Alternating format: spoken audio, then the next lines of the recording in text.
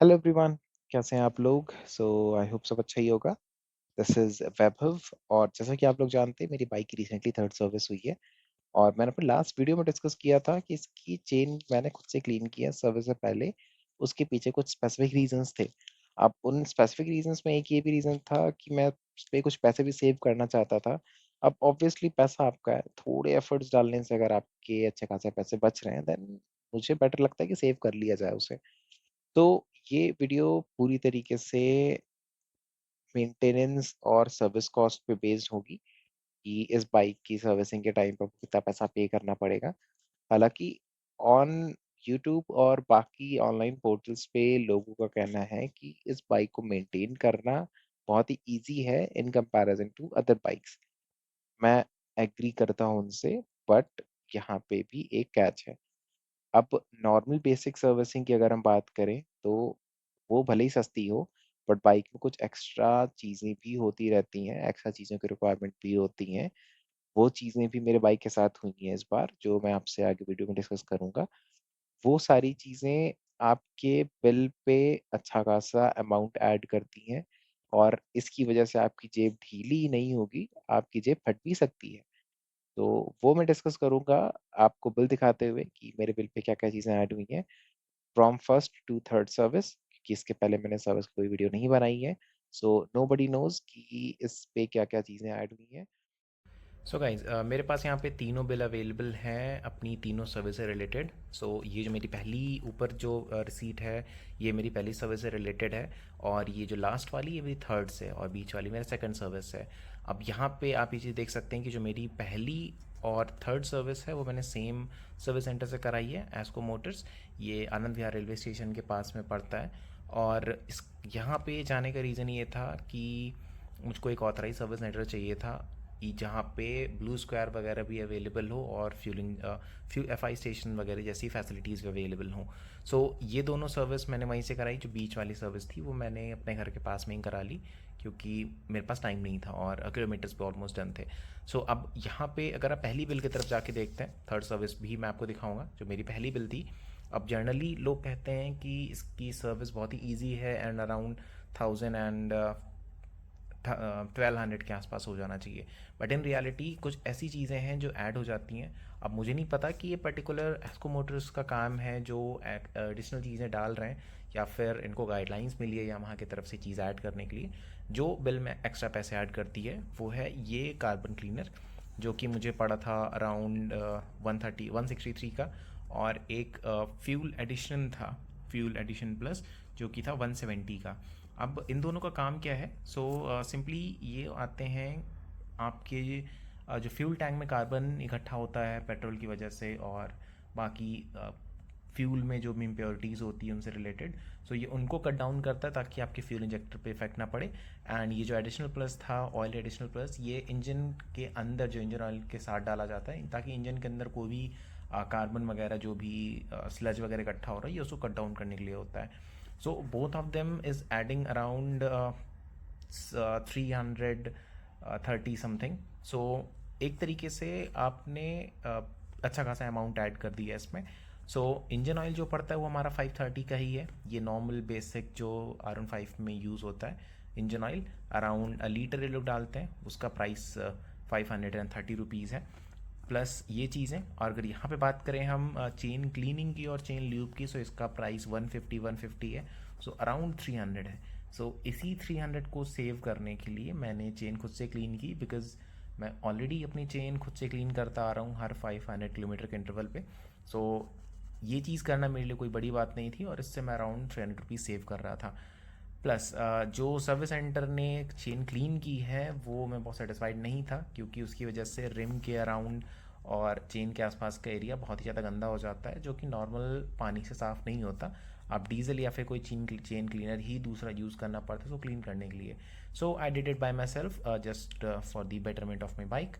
तो यहाँ पे कुछ एक्स्ट्रा चीज़ें जस्ट लाइक ऑयल क्लीनर, जो कि आप में ऐड होना ही होना है। ये actually your this is your oil filter, जो बाइक में हर सर्विस पे रिप्लेस होता है, या पर 250 के अराउंड पड़ता है। बड़ी बात नहीं है, ये दोनों चीज़ें मैंडेटरी हैं। This 530 and 247 your oil filter, दोनों चीज़ें मैंडेटरी हैं। इसके बाद अगर आप खुद से चेन क्लीन कर रहे हैं, so you are saving around 300 rupees, plus carbon cleaner और ये ऑयल एडिशन जो भी था, ये चीज़ें उनके अकॉर्डिंग हर अल्टरनेट सर्विस पे डलवानी चाहिए, ये आपके बाइक के बेटरमेंट के लिए है। सो मैं बहुत ज़्यादा इस पे नहीं उनसे पूछा और मैंने डलवा लिया था बहुत ज़्यादा इश्यूज़ के बगैर। और यहाँ पे टैंक पैड मैंने ऐड करवाया था क्योंकि फर्स्ट सर्विस थी और बाइक को अराउंड 10 दिन हुए थे।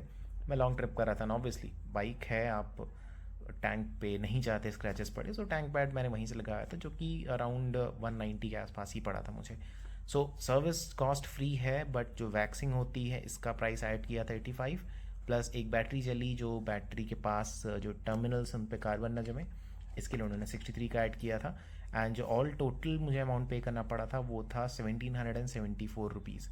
सो अब यहाँ पे अराउंड मैंने सोचा था कि 1000 रुपीज़ या फिर 1200 के आसपास जाना चाहिए, बट जो ये अमाउंट गया ये अराउंड 1800 के आसपास गया है।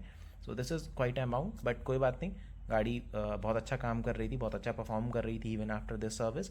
और जो सर्विस सेंटर के मैकेनिक थे वो भी मुझे बड़े प्रोफेशनल लगे, एंड मैं कह सकते हैं कि अपन भरोसा कर सकते हैं कि हाँ उन्होंने जो भी किया होगा बाइक के साथ, जो भी आपने प्राइस पे किया है वो जस्टिफाई करता है उस काम को। सो अगर हम नेक्स्ट सर्विस की तरफ जाएं, इसको साइड में रखते हैं, कंपेयर करने के लिए इसको बहुत दूर नहीं रखेंगे।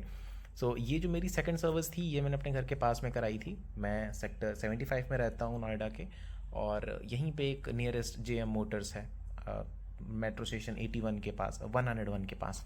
सो अभी यहाँ पे अगर हम देखें तो इन्होंने बहुत ही कम चीज़ें ऐड की और चेन क्लीन किया इन्होंने, और इनके मैं चेन क्लीनिंग से बिल्कुल सेटिस्फाइड नहीं था।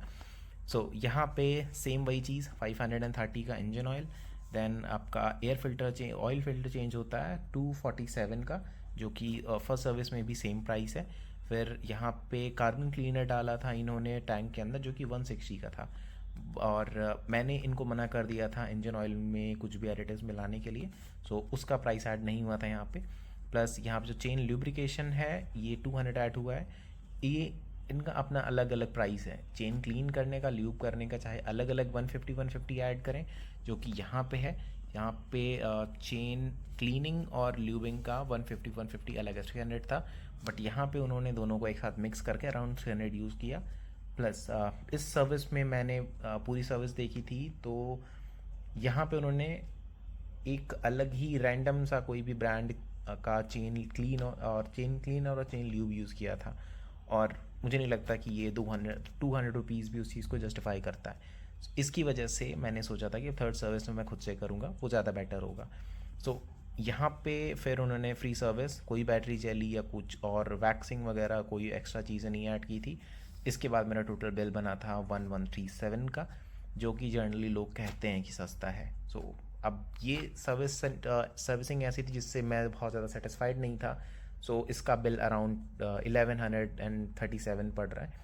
इस सर्विस से मैं सेटिस्फाइड था, इस सर्विस सेंटर से, बट इसका बिल जो था वो अराउंड 1800 के आसपास था। सो चलिए वो तो खैर ठीक है। सो इस सेकंड सर्विस की बुकलेट को थोड़ा रिसीट को साइड रखते हैं, अब लाते हैं अपनी थर्ड सर्विस की बिल को ऊपर। अब यहाँ पे मैंने उसी सर्विस सेंटर में विज़िट करना प्रेफर किया, भले ये मेरे घर से अराउंड 18 किलोमीटर के आसपास पड़ता है एक साइड का, बट स्टिल ये सर्विस सेंटर मुझे थोड़ा वर्थ इट लगा, इसलिए मैं यहाँ पे दोबारा गया था। अब यहाँ पे उन्होंने सेम चीज़ 530 ऐड किया एज इंजन ऑयल, फिर इसमें एक oil cleaner oil filter use हुआ था, सेम प्राइस 247, क्योंकि मैंने इसमें चेन क्लीन ल्यूब कराई नहीं, सो वो 300 माइनस हो गया।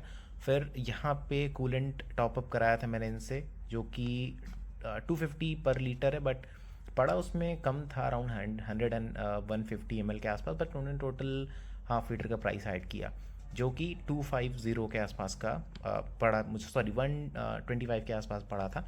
Then now we have SC cleaner, air cleaner.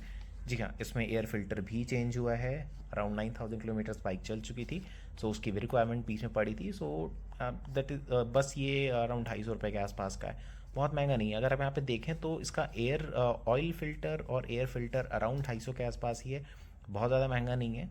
So I can say that कि आप चाहें तो हर अल्टरनेटिव सर्विस पे भी एयर फिल्टर और ऑयल फिल्टर तो चेंज होना ही, आप एयर फिल्टर हर अल्टरनेटिव सर्विस पे भी चेंज करा सकते हैं।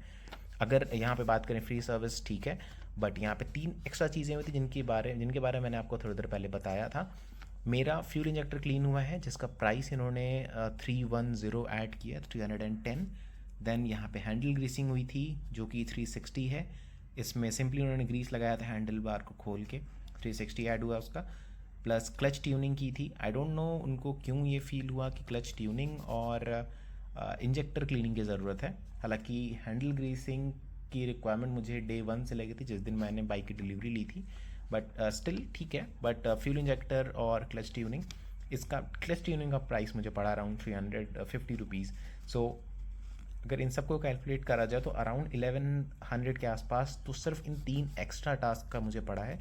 बैटरी चली एज ऑलवेज 63 रुपीज़। सो अगर देखा जाए तो बेसिक सर्विसिंग जैसा मैं बोला था कि ठीक है, अगर आप 530 का इंजन ऑयल, 250 का ऑयल क्लीनर और सॉरी ऑयल फिल्टर और सिंपल बेसिक चीज़ें कराएंगे, आपका बिल अराउंड 1000 के आसपास आएगा, 800 के आसपास आ सकता है। बहुत बड़ा अमाउंट नहीं है, ठीक है। बट एक्स्ट्रा टास्क, एक्स्ट्रा चीज़ें भी बाइक में होती हैं जस्ट लाइक ये। और यहाँ पे एक चीज़ दिखती है आपको कि इसका, आप कोई भी एक्स्ट्रा चीज़, एक्स्ट्रा कुछ भी टास्क करवा रहे हैं, एक्स्ट्रा काम हो रहा है अपनी बाइक पे, सो उसका जो यामाहा का लेबर प्राइस और उन चीज़ों के प्राइस है वो काफ़ी हाई है एज़ कम्पेरिजन टू दिस। इसके पहले मैं होंडा लीवो यूज़ करता था और उस पर मैं अगर कोई भी एक्स्ट्रा चीज़ें कराता था तो अराउंड 170 रुपीज़ वो एज अ लेबर चार्ज लेते थे, प्लस उस पार्ट का चार्ज। और छोटी मोटी चीज़ें जस्ट लाइक अगर आप क्लच लीवर वगैरह चेंज करा रहे हैं उसका तो वो प्राइस ऐड करते ही नहीं थे लेबर चार्ज में, बस आपको उस पार्ट का प्राइस पे करना होता था। सो उसके कंपैरिजन में Yamaha is little bit expensive than Honda. हालांकि बहुत ही जापानीज़ कंपनी है, बट कोई बात नहीं। सो इसका मेरा जो टोटल बिल बना है वो अराउंड आया है 2438। अब यहाँ पे सीन ये है कि अगर मैंने इसकी चेन लूप कराई होती सो ये जाता अराउंड 2733, अराउंड 3000 के आसपास। तो हाँ, ये कुछ अमाउंट है। अगर आपकी बाइक में कुछ एक्स्ट्रा चीज़ हुई होती या फिर अगर आप कुछ एक्स्ट्रा पार्ट इंस्टॉल करवा रहे होते, ये बिल आराम से 5000 के आसपास चला जाता। सो आप सर्विसिंग करा रहे हैं। हालांकि मेरा प्लान था कि मैं ये सारी चीज़ें, ये एयर फिल्टर फोर्स सर्विस के आसपास चेंज कराऊंगा ताकि इसके जस्ट बाद में लद्दाख चला जाऊँ। तो यहाँ जी हाँ, मेरा लद्दाख जाने का प्लान बन रहा है in August. Most probably in mid of August मैं एक वीडियो ज़रूर अपलोड करूँगा ऑन लद्दाख। बाकी बाइक की सर्विस कराने के बाद ही मैं विज़िट करूँगा। सो रेस्ट, ये रही हमारी थर्ड सर्विस की कहानी। Let's back to the video.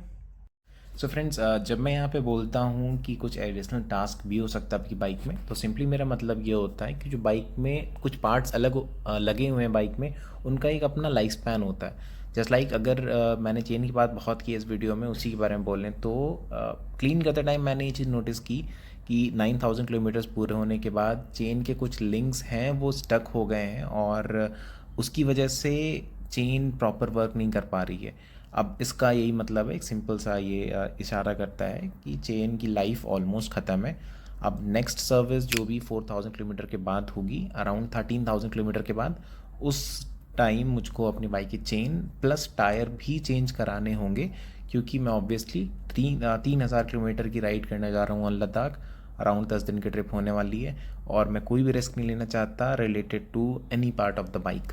तो स्पार्क प्लग, टायर, चेन और जितने भी केबल्स हैं जो भी बेसिक फंक्शंस को परफॉर्म करते हैं, उन सभी को मैं रिप्लेस करूँगा।